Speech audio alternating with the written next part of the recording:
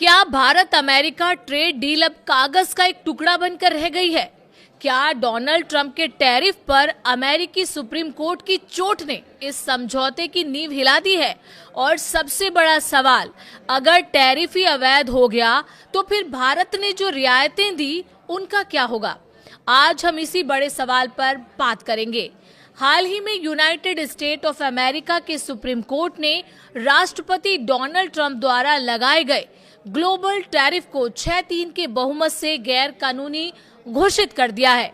गौरतलब है कि इसी महीने की शुरुआत में ट्रंप ने इंडिया के साथ अंतरिम ट्रेड डील पर सहमति बनाने की घोषणा की थी और भारत पर लगे 50% टैरिफ को घटाकर 18% करने का ऐलान किया था।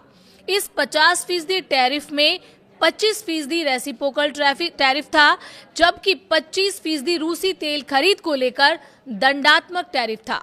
साथ ही ट्रंप ने दावा किया था कि भारत रूसी तेल खरीदना कम करेगा, लेकिन सुप्रीम कोर्ट के फैसले के तुरंत बाद ट्रंप ने ट्रेड एक्ट 1974 की धारा 122 का सहारा लेकर नया 10% ग्लोबल टैरिफ, जिसे बाद में 15% कर दिया गया, जिसे 150 दिनों के लिए लागू करने का ऐलान कर दिया है, जो 24 फरवरी से प्रभावी होगा।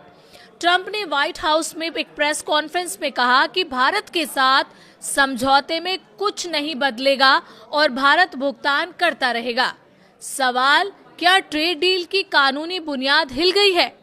कई विशेषज्ञों का मानना है कि जब पुराना टैरिफ अवैध घोषित हो गया तो उसके आधार पर बनी नई डील की वैधता पर भी सवाल उठते हैं। विशेषज्ञों की माने तो रेसिप्रोकल 25% टैरिफ अब अवैध हो चुका है। उसकी जगह 15% अस्थायी ग्लोबल टैरिफ लागू होगा और जो 150 दिन से ज्यादा नहीं चल सकता, और इसे लागू करने की शर्त भुगतान संतुलन संकट है, जो फिलहाल अमेरिका में नहीं है। उनका कहना है कि सेक्शन 122 के तहत लगाया गया टैरिफ भी कानूनी चुनौती झेल सकता है। भारत में विपक्ष के सवाल भी खड़े हो रहे हैं।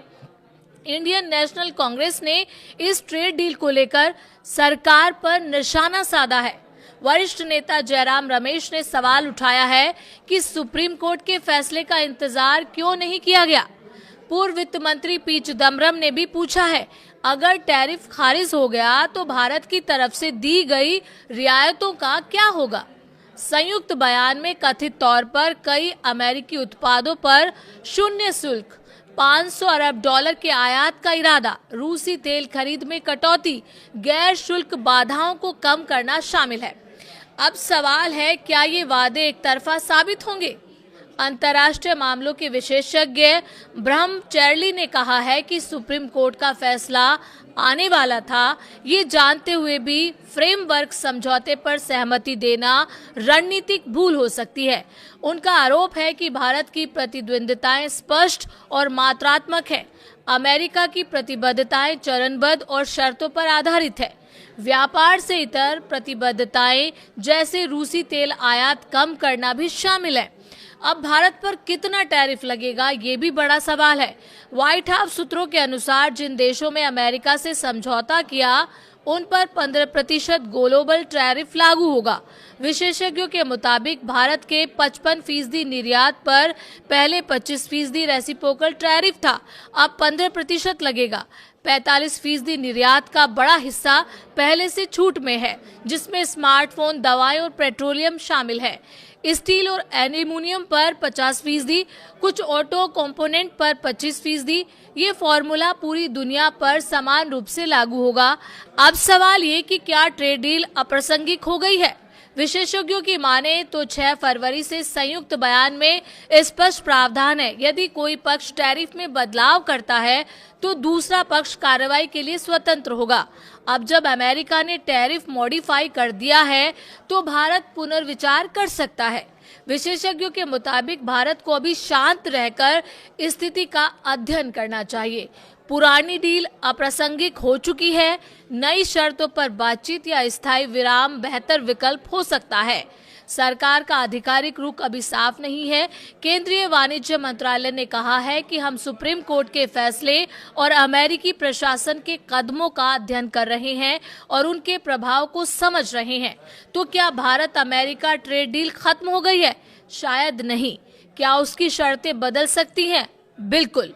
क्या भारत को दोबारा बातचीत करनी चाहिए? यही असली सवाल है।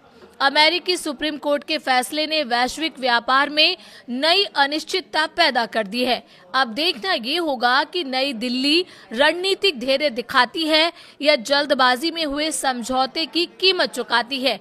आप क्या सोचते हैं? क्या भारत को डील रोक देनी चाहिए या नई शर्तों पर आगे बढ़ना चाहिए? आप अपनी राय हमें कमेंट के जरिए बता सकते हैं।